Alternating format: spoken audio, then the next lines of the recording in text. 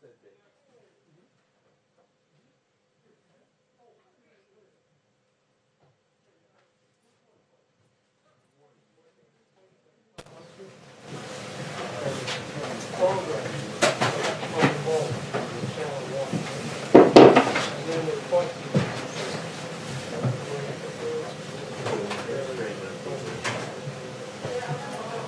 think they're like the teachers, so. It's like they just were forgotten. Yeah, it is a lot.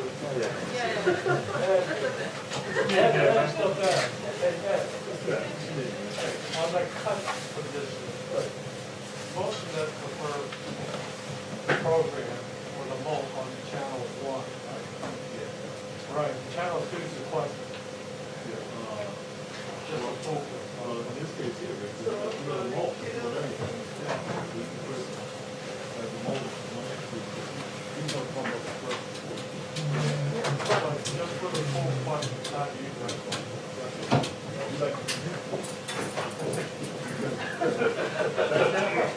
Your mic is ready, lady. Thank you. Over your way.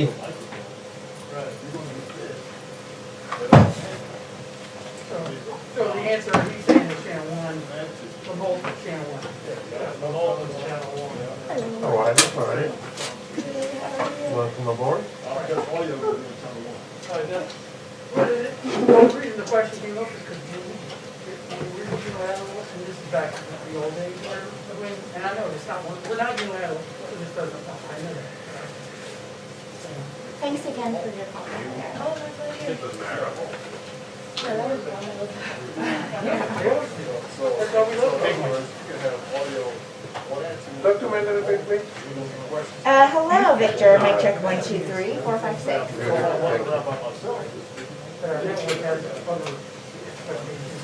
Not, they're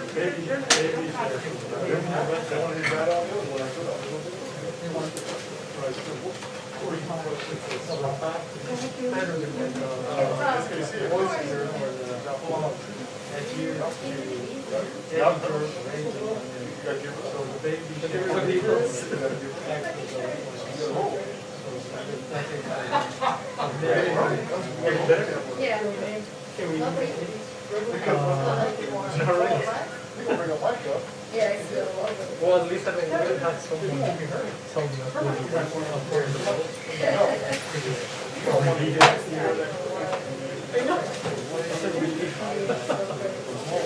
You're getting everything on channel one, and on both channels, and then on channel. No, good.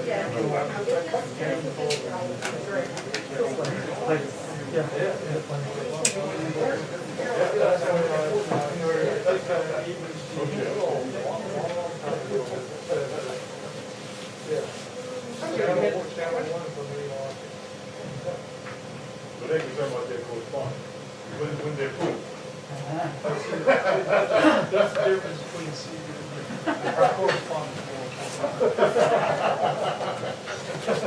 I hear you, Victor. I hear you.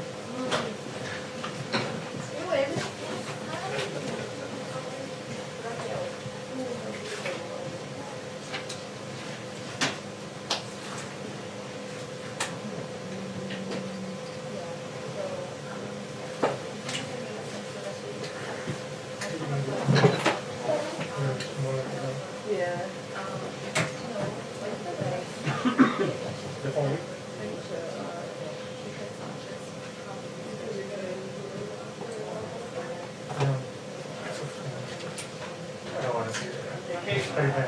If you want, step a few steps that way, I can get the seal behind you.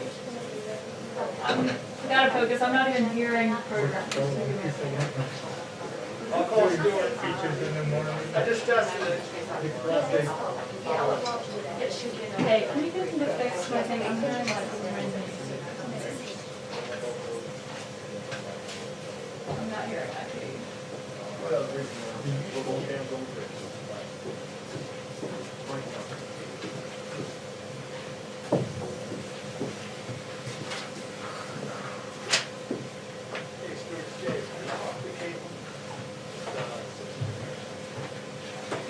Hey, gotcha.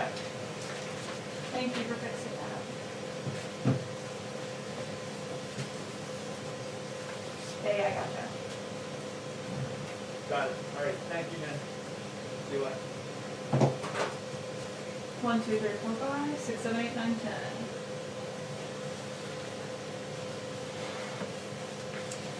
Perfect.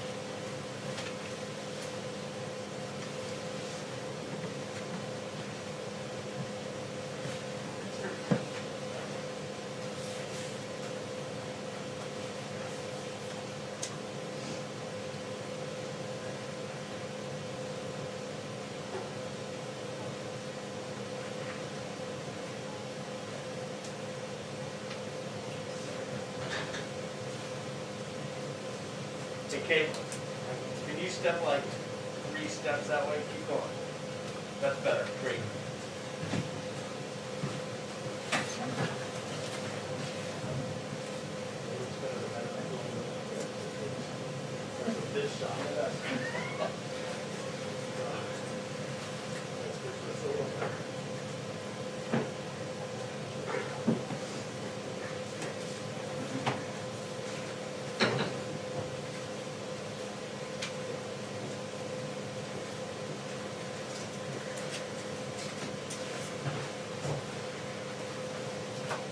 Hi, Good morning.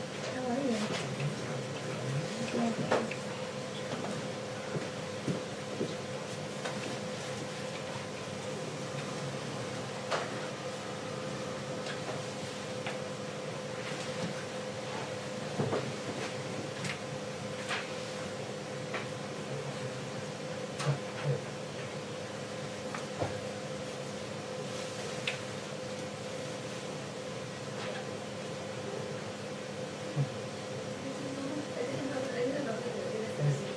Good. You didn't see? It's fine, you just recover from that. One more.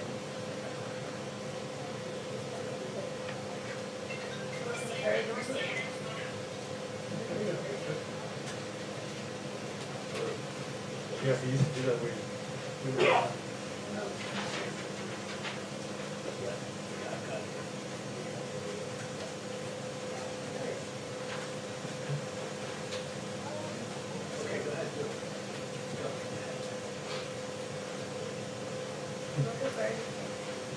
Oh my god, you're so close. What's up on your phone?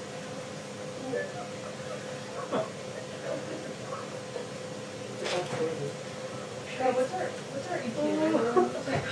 Oh, that's fun.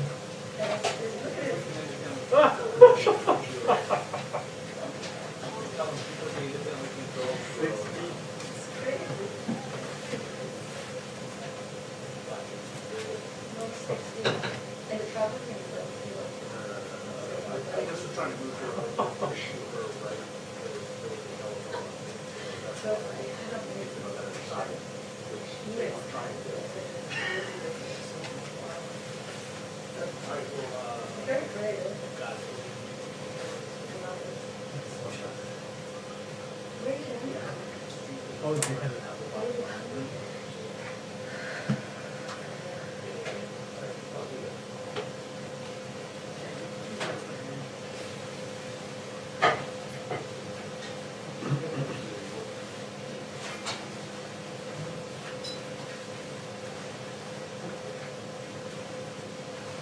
Is it okay now though?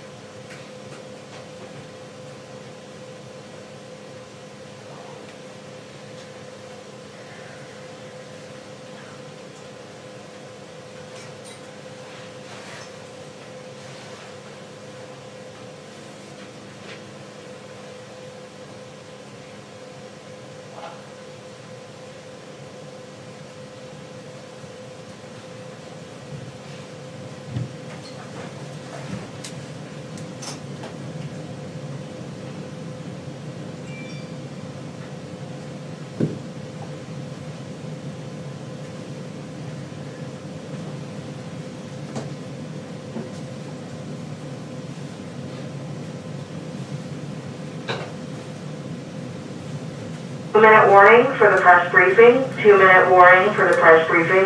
Thank you.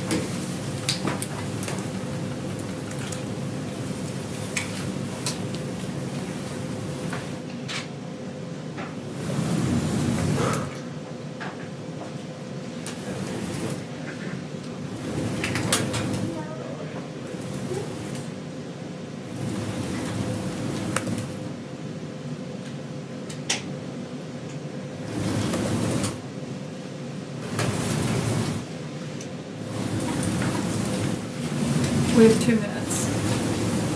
Probably a minute and a half now.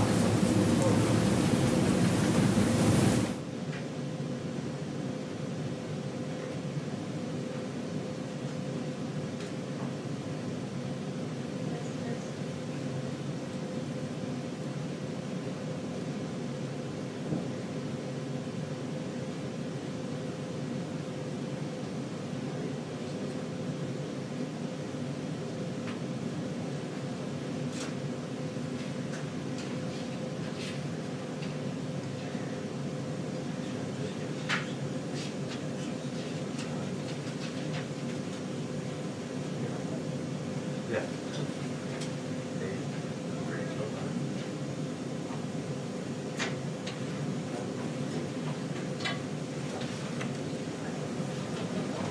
Hi, everyone. Hi.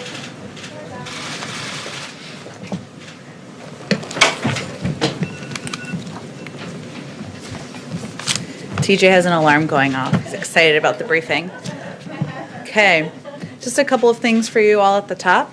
The president and his entire administration are continuing to engage closely with leaders on Capitol Hill about the need to act quickly on the American Rescue Plan so we can finish the job of getting $2,000 checks out to Americans, so we can get more vaccines in the arms of Americans, so we can get economic relief to families facing eviction or food insecurity, and so we can help reopen schools safely.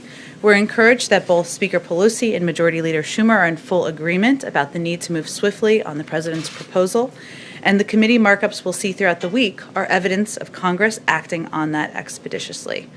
Our expectation is that this week's House markups will track closely with what the president has proposed, but there will, of course, be adjustments to strengthen the bill and tweaks as a result of the legislative process, which he's quite familiar with, having served there for 36 years, which is exactly how the process is supposed to work.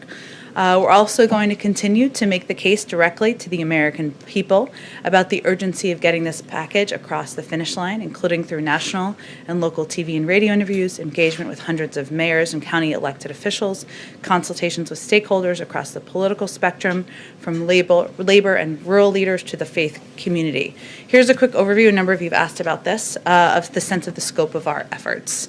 Over a dozen senior administration officials have conducted over 100 national TV, radio, and podcast interviews to discuss the American Rescue Plan. We've done over 30 local TV interviews in states ranging from Nevada to Louisiana to Pennsylvania. In the last week alone, our legislative affairs team had done more than 300 calls with members and staff on the Hill, including 40 calls with Republicans or bipartisan groups. And you can expect that the president will engage throughout the course of this week with a range of stakeholders, including business leaders, mayors and governors. And as we've discussed before, this message is resonating. Poll after poll show a bipartisan majority of the American people in support of the president's plan. A couple of other quick updates for all of you. Many folks likely noticed, if you all watched the Super Bowl, the President and the First Lady yesterday appeared in a PSA that aired during the pregame show, thanking healthcare workers and addressing the importance of continuing to wear masks and getting vaccinations when it's your turn. This is a good example of how you can expect the White House in the coming months to reach out with critical public health messaging as part of an education campaign, meeting Americans where they are, on their couches, watching the Super Bowl for yesterday, and communicating about the important mitigation steps people can take.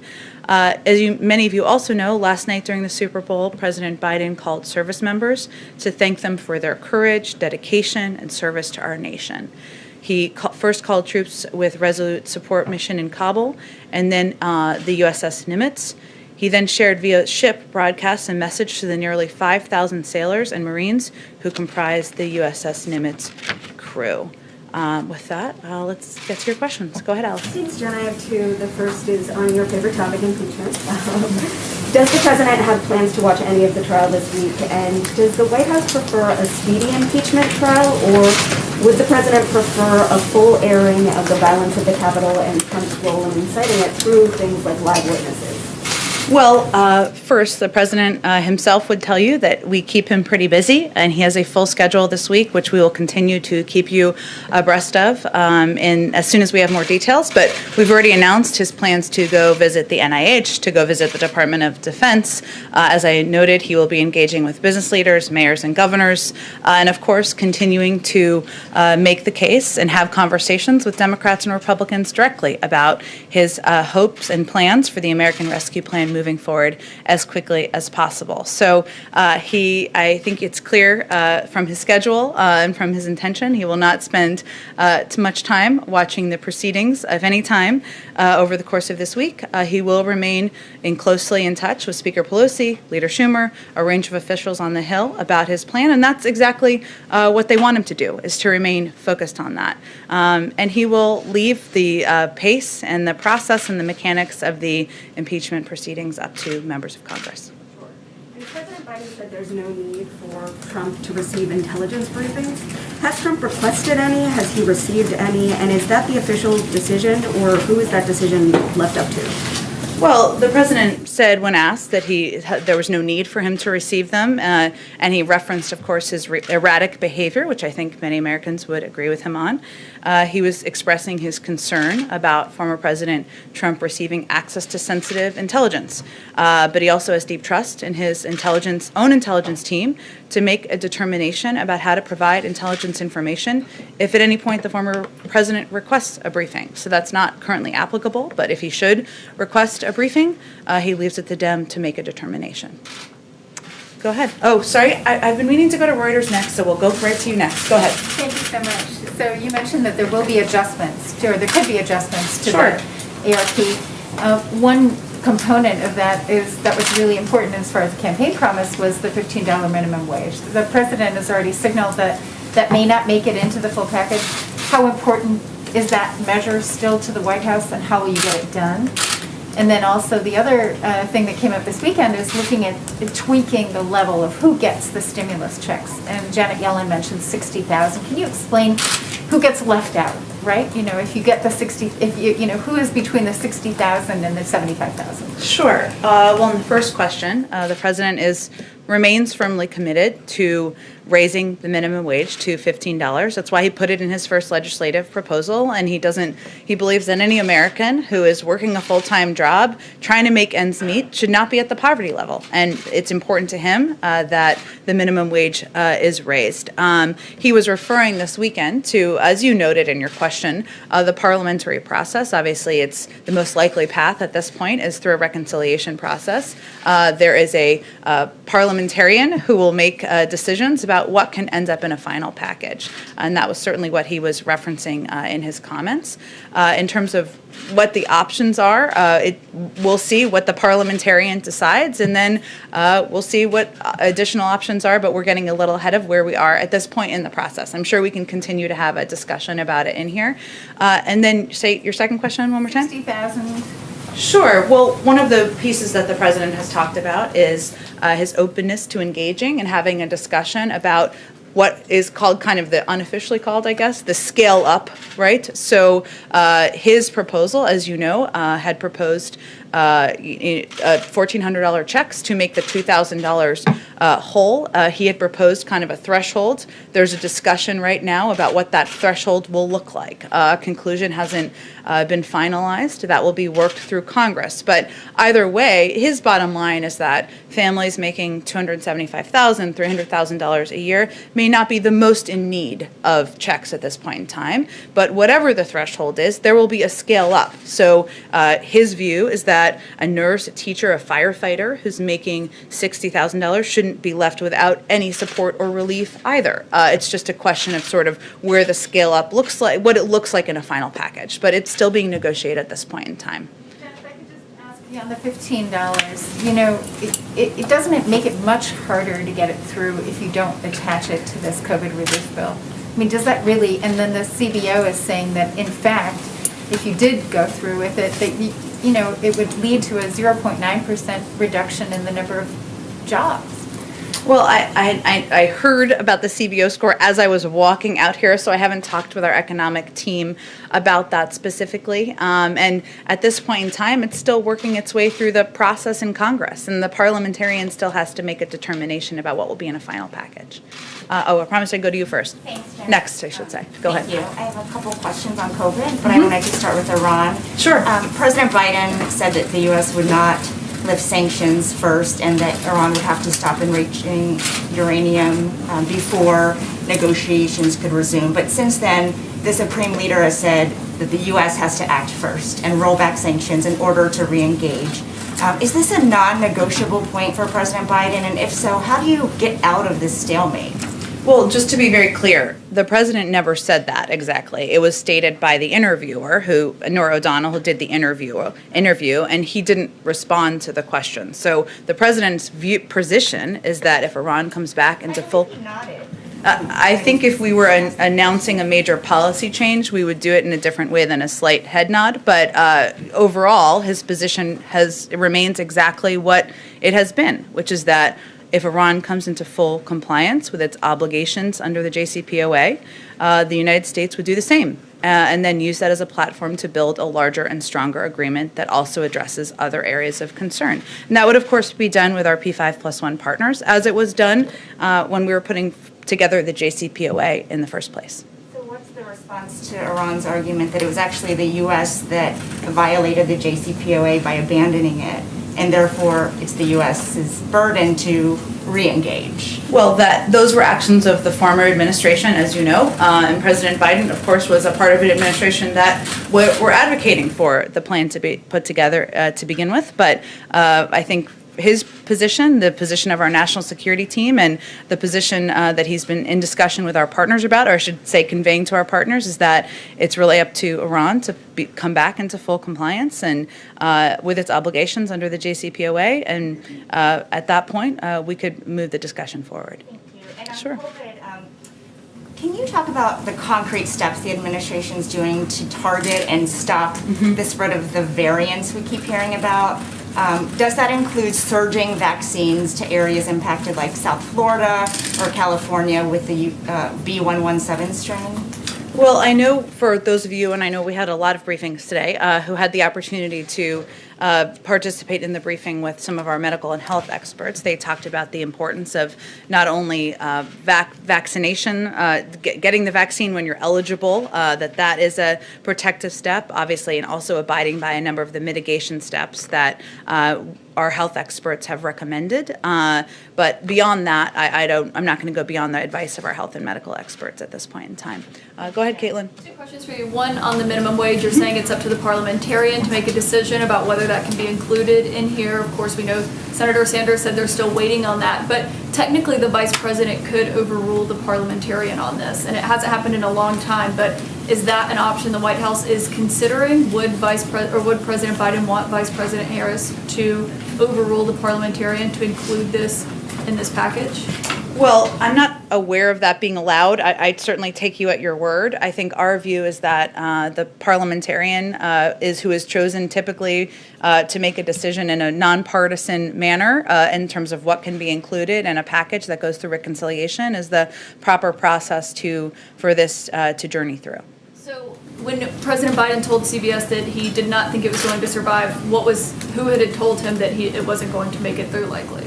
Well, the president was in Congress in the Senate for 36 years. Again, it still has not worked its way through the process, and that can take a bit of time, and we certainly defer to the parliamentarian and members of the House and of the Senate, I should say, to give you a better assessment of what the timeline looks like. Okay, I have another question on impeachment, but just to be clear. Sure. So if the parliamentarian says no $15 minimum wage, that's the decision the White House is going with? Well, let's wait and see what they say. And the president remains committed to raising the minimum wage. It's something he talked about on the campaign trail, something he firmly believes in as a person and as a leader, but there hasn't been a determination made at this point in time. Okay, and so on impeachment, the president and the White House has not said either way if he believes that former President Trump should be convicted by the Senate in this trial.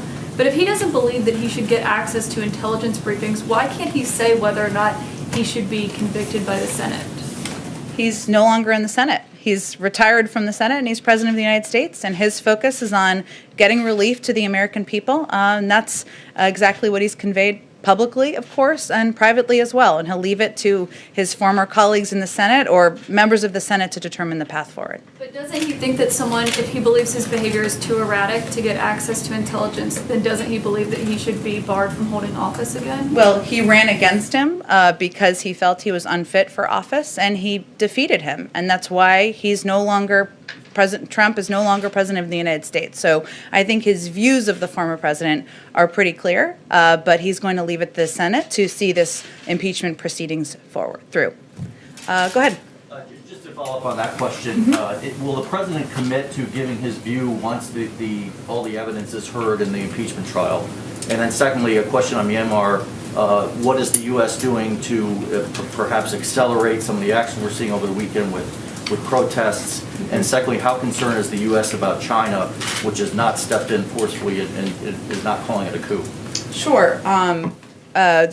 Our national security team has been in touch with a number of our partners and allies. We were outspoken quite quickly in the days following the coup, and we designated it a coup very quickly.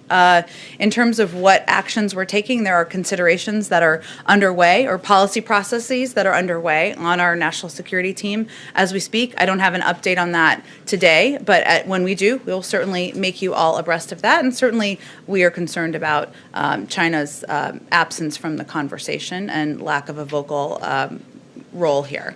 On the first question, the president was asked about this morning, and he made pretty clear he wasn't planning to speak to it. So he's no longer in the Senate, and we put out a statement at the conclusion of the House proceedings.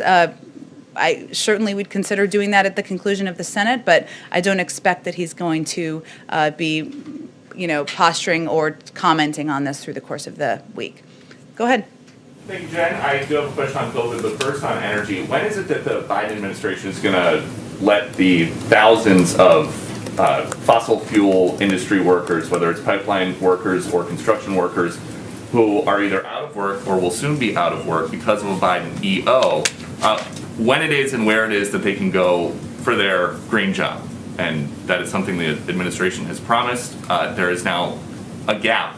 So I'm just curious when that happens, when those people can count on that. Well, I'd certainly welcome you to present your data of all the thousands and thousands of people who won't be getting a green job. Maybe next time you're here, you can present that. But you said that they would be getting green jobs, so I'm just asking when that happens. Richard Trumka, who is a friend, longtime friend of Joe Biden, says about that day one Keystone EO, he says, I wish he, the president, had paired that more carefully with the thing that he did second by saying, here's where we are creating the jobs. So there's partial evidence from Richard Trumka. Well, you didn't include all of his interview. Would you like to include the rest? So how about this? The Laborers International Union of North America said the Keystone decision will cost 1,000 existing union jobs and 10,000 projected construction jobs. Well, what Mr. Champaga also indicated in the same interview was that President Biden has proposed a climate plan with transformative investments in infrastructure and laid out a plan that will not only create millions of good union jobs, but also help tackle the climate crisis. And as the president has indicated when he gave his primetime address to talk about the American Rescue Plan, he talked about his plans to also put forward a jobs plan in the weeks or months following. And he has every plan to do exactly that. But there are people living paycheck to paycheck. There are now people out of jobs once the Keystone Pipeline stopped construction. It's been 12 days since Gina McCarthy and John Kerry were here, and it's been 19 days since that EO. So what are these people who need money now? When do they get their green job? Well, the president and many Democrats and Republicans in Congress believe that investment in infrastructure, building infrastructure that's in our national interests and that boosts the U.S. economy, creates good-paying union jobs here in America and advances our climate and clean energy goals are something that we can certainly work on doing together. And he has every plan to share more about his details of that plan in the weeks ahead. And then just a quick one on the stimulus. There's reporting that House Democrats are going to come out with a $3,000 per child stimulus for some eligible families. Is that something that the White House supports making a permanent benefit? Well, the president talked about this a bit on the campaign trail and the importance of child tax credits to help working families ensure they can make ends meet. This proposal is emergency funding, as I understand it. It's a central priority of his first legislative proposal to cut child poverty in half this year, and that's why he included a child tax credit in the American Rescue Plan. But that's, again, emergency funding and something that will help people get through this period of time. Okay, go ahead. So to follow up Peter's question. Sure. What's this White House's stance on a universal basic income? This idea of the government giving out regular checks on a routine basis to Americans who might need it. I know that's been proposed by a number of people, including some on the presidential campaign trail. I don't have anything more for you on it. I'm happy to check with our economic team if that's something that they're looking at all. As a corollary to it, do you agree with the need that many on the Hill, and not just Democrats, are expressing that there ought to be these enormous, well, no, I won't say enormous, but $3,000 or $4,000 per child checks for families right now? As I tried to just indicate, I mean, the president supports the proposal that Representative Neal and others have put forward to ensure that there is money in the package that helps bring relief to families in the form of a child tax credit. That's something he certainly would support. Go ahead. Thanks, and I have two questions. One of the other things that Secretary Yellen said yesterday is that the president is open to a mandate on family leave and child care. Is there a timetable on that? I don't have any more details or a timetable for you. Certainly, as a father himself, this is an issue that he has spoken about in the past, but I don't have any more details at this point in time.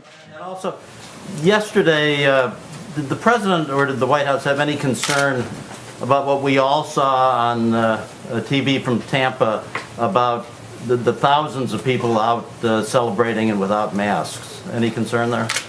Certainly. I mean, the president, I haven't spoken with him specifically about the events of this weekend, but, he did a PSA yesterday with Dr. Biden, making clear that social distancing, that mask wearing, that getting the vaccine when you have the opportunity to get the vaccine are vital steps to keeping more Americans safe and saving more lives. And certainly, we know the Super Bowl looked not like different from what it has in the past, and he also conveyed that he's hopeful that next year will be a moment where everybody can celebrate and party. But he is, of course, concerned when there are pictures and photos, we all are, that show many, many people without masks in close distance with one another at the height of a pandemic.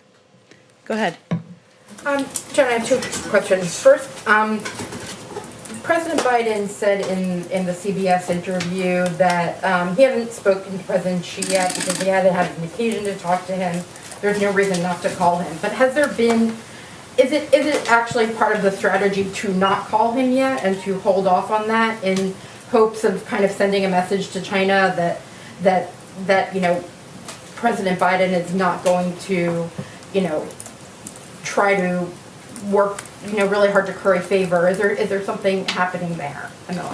Well, part of our strategy is to consult closely with our partners and allies. And you saw we did readouts of these calls over the past week or so that the president spoke with the Prime Minister of Japan, he spoke with the Prime Minister of South Korea, he spoke with the Prime Minister of Australia. And China was, of course, an important topic of conversation during those conversations. He also discussed China in calls with his European allies thus far. So part of our strategy is certainly engaging with partners in the region and allies and doing those calls and engagements first, and also having consultations with Democrats and Republicans on Capitol Hill. I know I can't say this forever, but we've only been here 2.5 weeks. He has not called every global leader yet. He's not had engagements with all of them, and I'm sure he will do more of that in the weeks ahead. But he has spoken to President Putin, who is somebody who is not quite an ally. Certainly not. So, and that was more than a week ago at this point. So, yes, but he had that conversation in part because there was a timeline for New START and the deadline that was approaching with New START. And during that conversation, he made very clear that there are significant concerns the administration has about the reported actions of the Russian government. But for the most part, his other calls have been with partners and allies in the region, in Asia, and in Europe as well, at this point in time. And then on something else, Ron Klain said on January 21st that the administration was going to try to build what he described as a national clearinghouse for information about the COVID vaccine.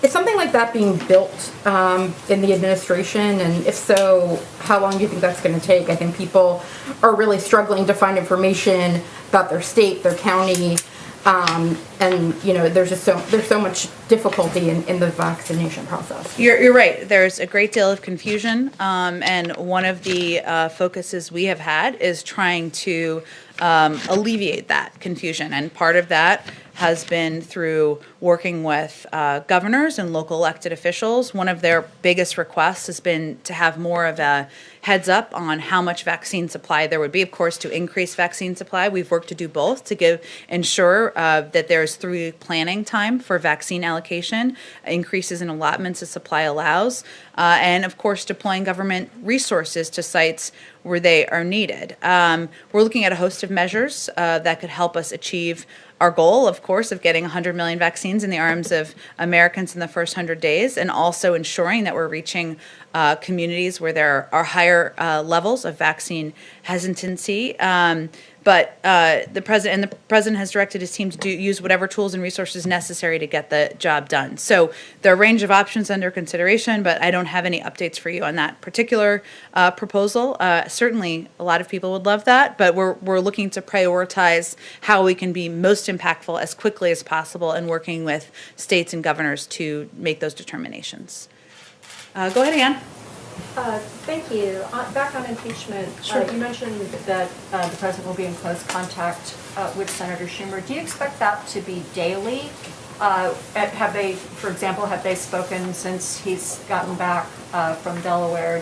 Will that be a regular way that the president is briefed on the progress of the impeachment trial?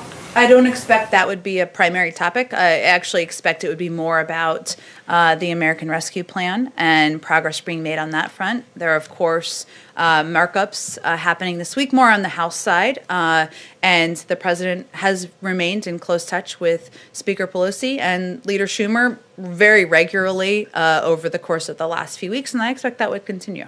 Do you expect that they will have any strategy discussions at all as the trial is unfolding? I don't expect that would be a primary point of discussion of their conversations. You said that he's busy and he's not going to be spending moment by moment attention to it this week, but will he get a daily update or perhaps more frequently than that from White House staff? I don't expect that will be a primary focus for him this week or of his senior staff either. I have a foreign policy question following on Lucy's question about Iran.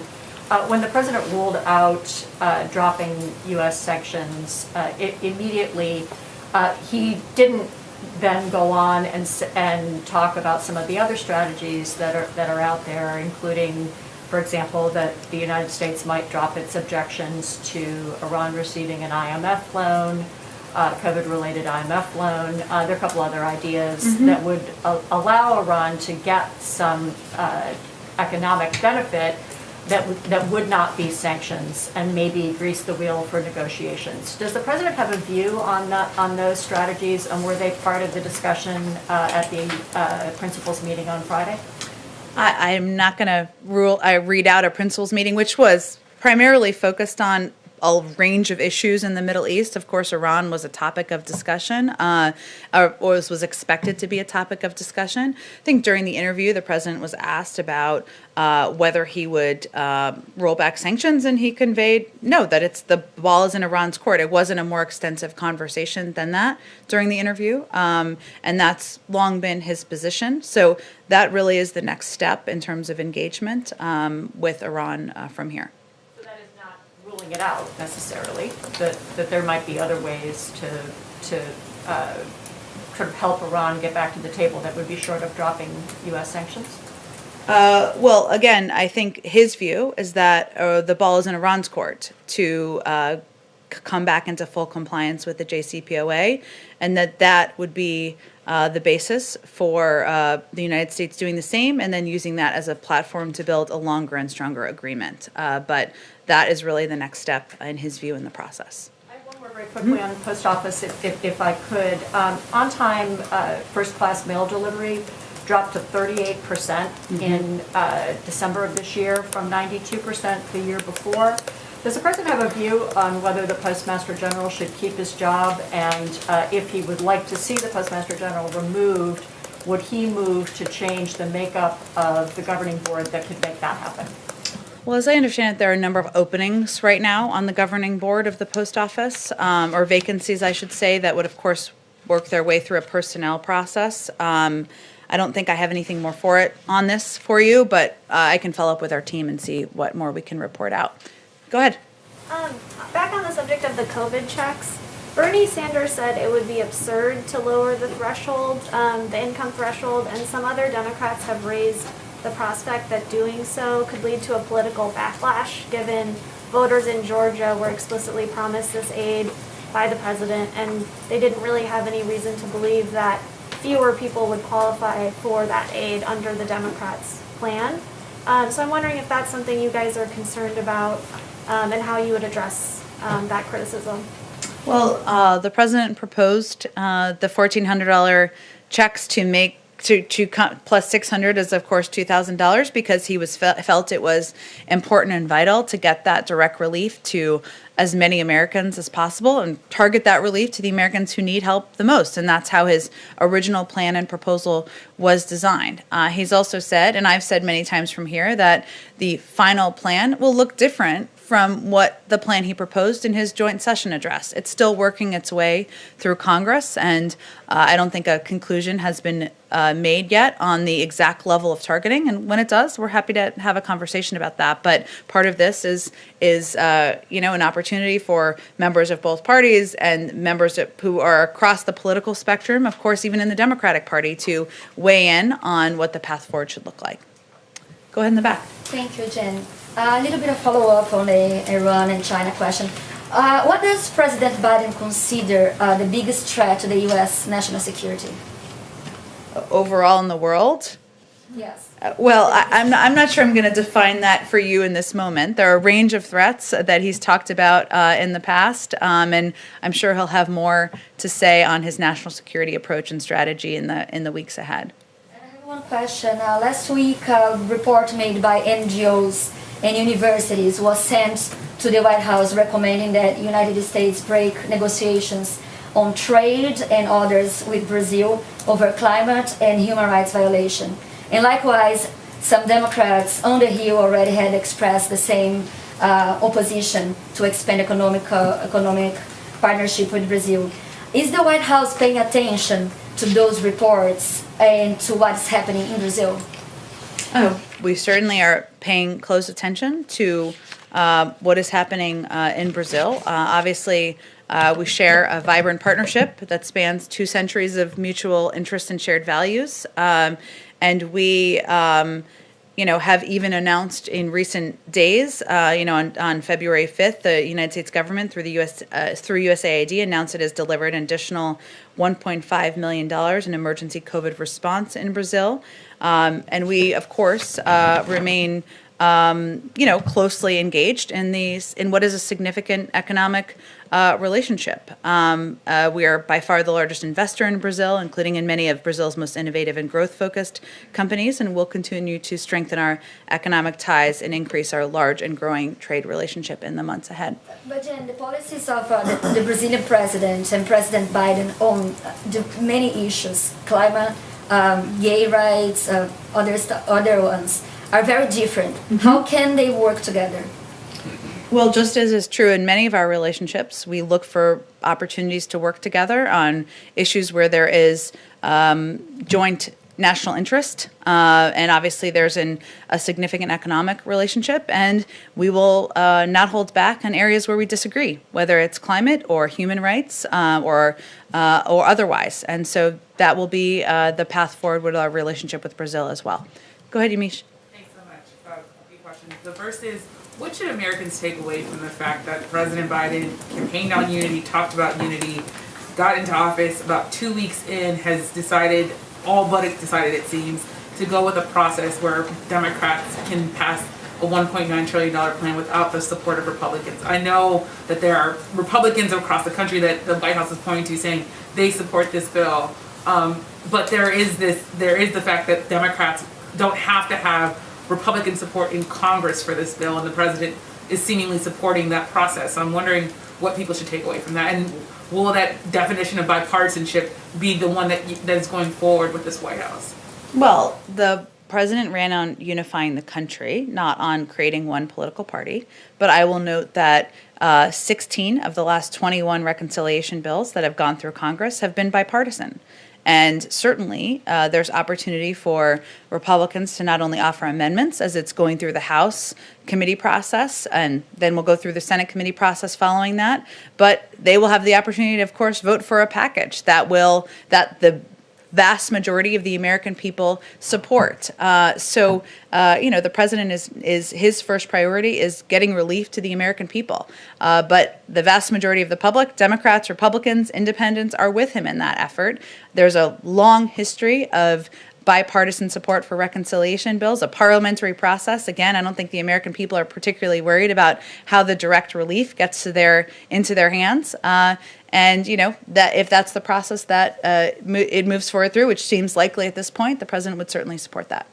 I have a question also on impeachment. I know the president, you say, isn't going to be watching it, but there are going to be millions of Americans who will be watching it. I wonder what the president's message is to Americans, especially the ones that are still mourning the loss of people who died in the Capitol, who are still wondering whether or not former President Trump will be possibly acquitted in this trial, even if President Biden doesn't want to say whether or not President Trump should be convicted. I just wonder if the White House has any message to Americans who are gearing up for what could be a tumultuous and traumatic 2 weeks.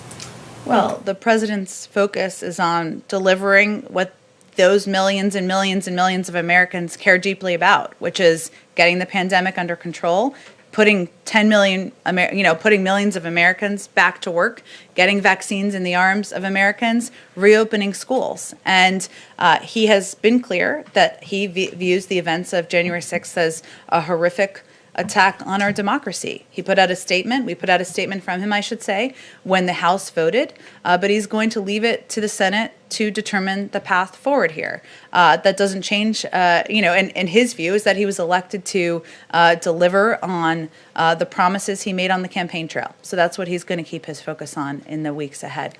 Go ahead. Oh, go ahead, Yamiche. Saying that the GOP can offer amendments, that doesn't mean that they have to listen to them or accept them. So I wonder then if Republicans have to just accept what the Democrats have approved. I just wonder if you could talk a bit more about this definition of bipartisanship, because there is this, I know you're saying that Democrats and are giving Republicans the opportunity, but there's still this idea that Democrats are in 2 weeks in are going it alone. Well, again, 16 of 21 reconciliation bills in the past have received bipartisan support. And the ideas in this package, the proposals in this package have broad support from Democrats, Republicans, and independents across the country. So I would pose the question back to Republicans. Why aren't you supporting what the vast majority of the public supports? I'll leave it at that. Go ahead. Military and sexual Oh, sure, assault go ahead. completely It's okay. different, but We can switch topics, it's fine. Go ahead. A completely different topic, which is Defense Secretary Lloyd Austin wrote his first memo on January 23rd that the president had ordered a 90-day commission to pursue solutions to sexual assault in the military. I'm wondering if you could talk a little bit about if that's a White House commission, a defense commission, who picks the commissioners, anything more you can say about that commission that's supposed to be looking at sexual assault in the military. I believe it's a commission at the Department of Defense. It's certainly an initiative the President of the United States supports, but I would send you to the Department of Defense for more specifics about the timeline and membership. Go ahead. With some of the crises that the nation has faced in recent months, you've got COVID, more than 400,000 Americans dead, January 6th, the attack on American democracy. There have been calls for a 9/11 style commission to write the official histories of those events. Is that something the president would support? Of the COVID commission? Or 9/11? I'm sorry, or January 6th, rather. A determination of that kind would be made by Congress, as you well know, and his focus at this point in time is on addressing the crisis in this moment, right? Which is ensuring that more Americans get shots in their arms, that we are getting the pandemic under control. There has been a report by HHS looking at the prior administration's handling of the COVID crisis, and we've also not held back in areas where we felt that it was handled in a way that impacted the lives of millions. But at this point in time, our focus is really on getting the pandemic under control, and we'll leave that decision up to Congress.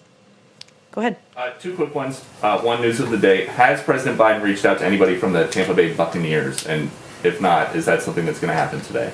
It's very exciting, the outcome of the Super Bowl, I guess, if you're a fan of the Buccaneers. But we will be inviting, I don't have an update for if it's happened yet, but I do have an update that we look forward to inviting the Buccaneers as well as the 2020 NBA champions, the Lakers, to the White House when it is COVID safe. But I don't know when that will take place yet. Thank you. And on immigration, there's some new reporting that ICE is going to get some new guidance to no longer focus on deporting illegal immigrants who have been convicted of DUI, simple assault, solicitation, drug-based crimes, among other things.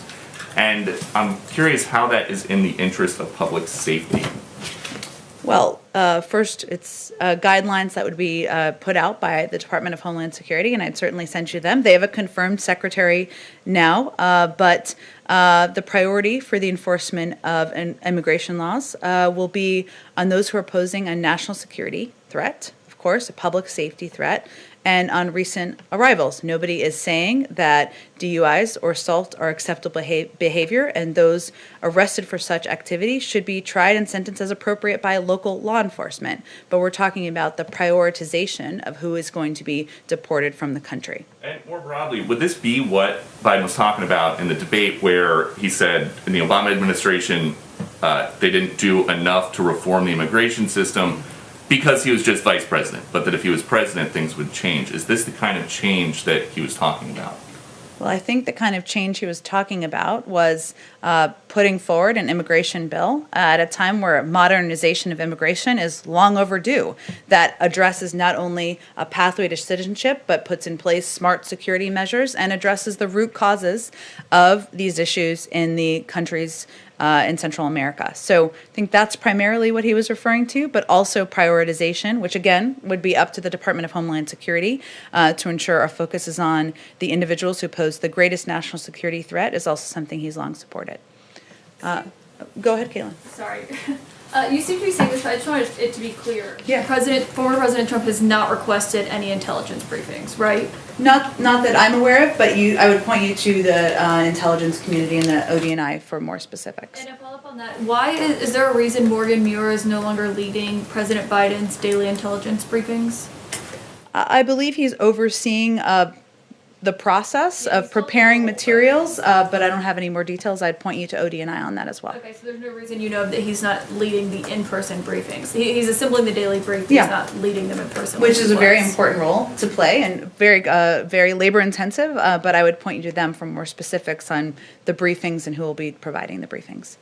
Go ahead. Thanks, Jen. I have two questions. One's a quick follow-on impeachment. Aside from the particulars of this case, does President Biden think it's constitutional to impeach and convict a former president who is no longer in office?